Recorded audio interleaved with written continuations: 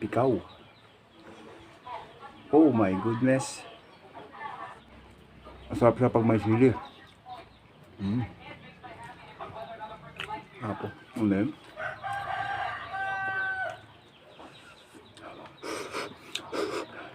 Nagasang. Zombie apocalypse.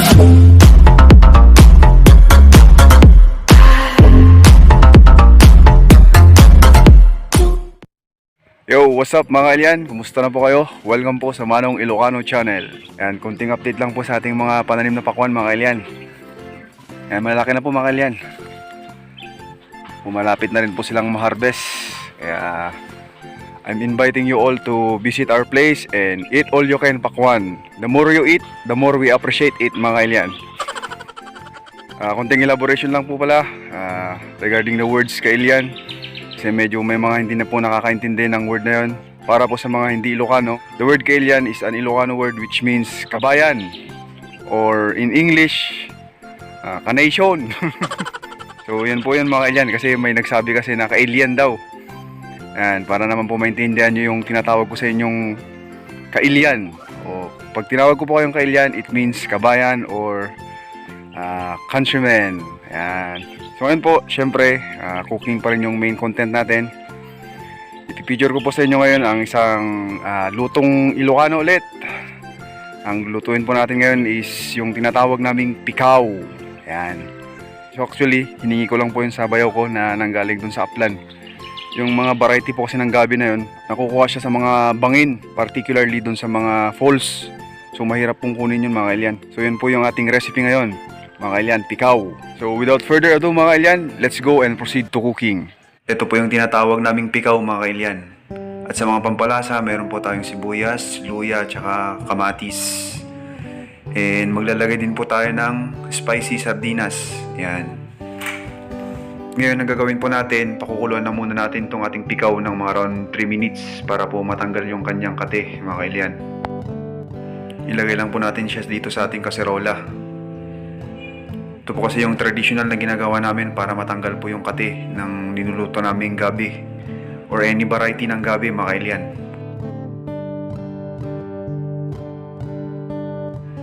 Then takpan lang po natin siya mga kailian. Ayan, check po natin kung kumukulo na. Ayan, kumukulo na po. Pwede na po nating tanggalin ngayon yung kanyang tubig. Ito na po yung pikaw natin mga kailian matapos natin siyang pakuluan. So ang gagawin po natin ngayon, maglalagay ulit tayo ng tubig. Then ilalagay na rin po natin yung mga pampalasa natin, yung ating sibuyas, luya, tsaka kamatis. And maglalagay din po tayo ng bagoong. Then takpan lang po natin yan, then pakuluan natin ng mga around 25 minutes para ma-overcook po yung ating pikaw mga kailian. After 25 minutes, check po natin. Ayan, ganyan po yung magiging itsura ng ating recipe. So, pwede na po natin ilagay yung ating sardinas ngayon mga kailian. Then, haluin lang natin siya mga kailian. So, alalay lang po sa paghalo para mas maganda po yung pagkakaluto ng pikaw natin. Then, pakulang pa natin siya ng mga around 5 minutes pa mga kailian. So, takpan lang po ulit natin. Ayan, another checking.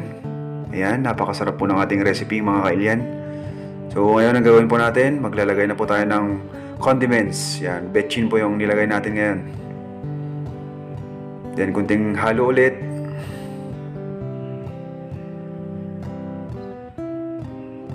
Then, tikman lang po natin kung anong kulang sa ating lasa. Ayan, thumbs up mga kailian. Luto na po ang ating pikaw. Ayan, so kainan na mga kailian.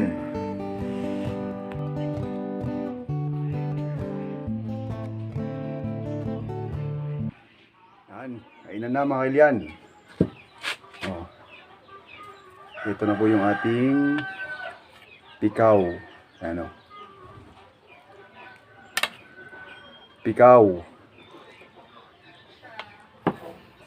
Meron din tayong Coke. Coke, suno Pepsi. Pepsi. Para patig-ab. Siyempre, yan, sili. Kaya ako. Manin. Okay.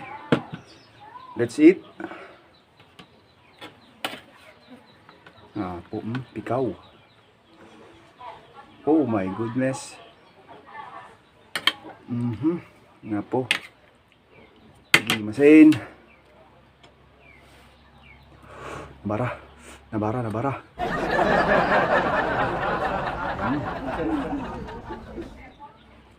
Masarap siya pag may sili. Nga po. Ulit.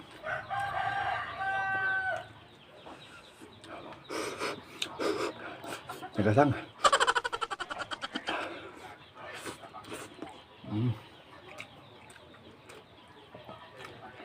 Pikaw.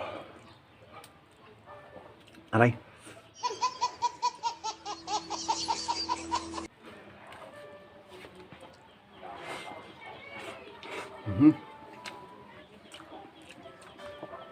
Naipasabat tabisin kakabsat. Apo.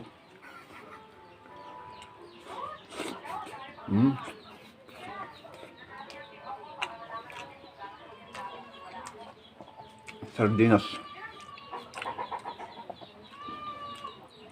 Hinaluan natin siya ng sardinas.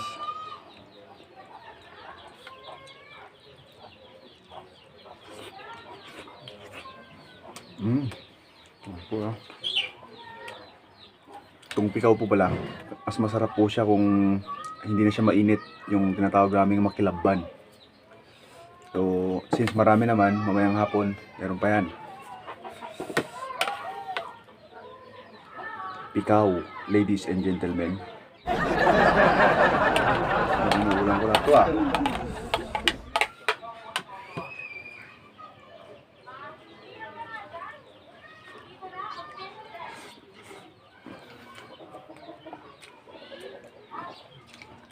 Shout out to Sir Peter and Sir Jomar.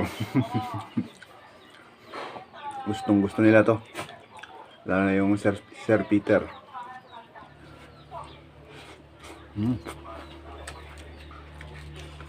With a little bit of sili. Apo. Ang kasang.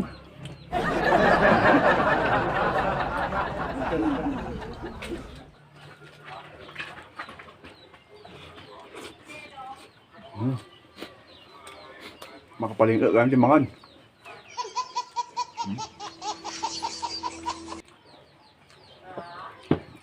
Buksan natin tong Pepsi natin.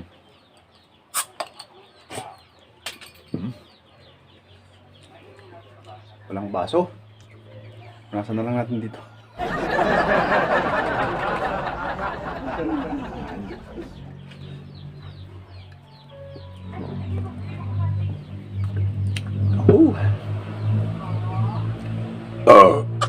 Puno yun. Ang sabaw ng pikaw natin.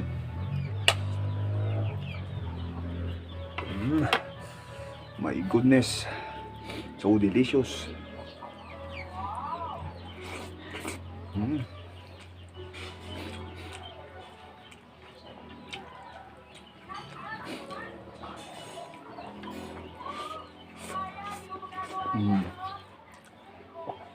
So siguro na napapansin nyo mga kailan, madalang yung upload ko kasi part-time ko lang po itong pagbablog. Meron po akong trabaho, isa po akong security guard. Ayan. So pag day off ko, saka lang po ako nakakapag-vlog. And hindi ko masyadong mapokus yung time ko na mag-vlog pag naka-day off ako kasi maraming trabaho dun sa bukid. Kaya mahirap. But I'm not going to raise that white flag sa pagbablog. Hindi po tayo susuko dito. I will keep on pursuing my dreams. Multi manin ah.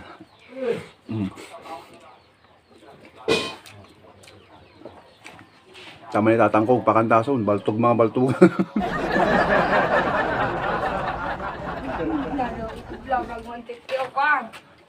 Anong Ilocano? Ngati ah, extra ka. Yung pamangking ko. Yan. Ayaw niya. Papa-extrahin ko sana.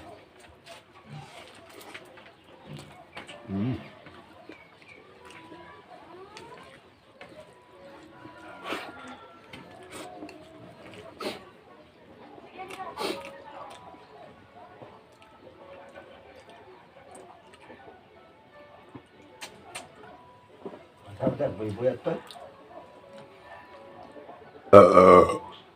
na lang ang pagkananan. Namutik-kita pa rin. Ano? Yung pikaw natin, makailan. Sarap po yan. Yung nga lang, mahirap siyang kunin. Bali, binigay lang to ng bayaw ko na galing doon sa plan, nagtatrabaho doon. Kaya nagawan ko ng content to. Mukhang hindi ko kayang ubusin mga kailan, marami. Eh, hindi rin kasi ako kalakasang kumain.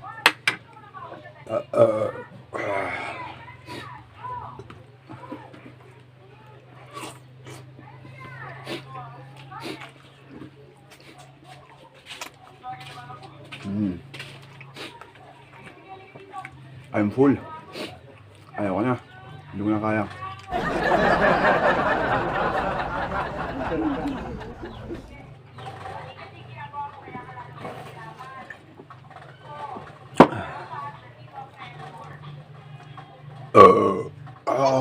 Thank you Lord for another day and for another blessings. Ayan. Marami po tayong natira. May natira po sa ating ulam. Pero walang problema yan kasi mamayang hapon pwede pa yan. Mas masarap pa yan. Hanggang dito na lang po mga kailan. Thanks again for watching. Please don't forget to subscribe and hit that notification bell button para updated po kayo sa aking mga bagong uploads. Diyos tagnina, kakailian. Bye-bye.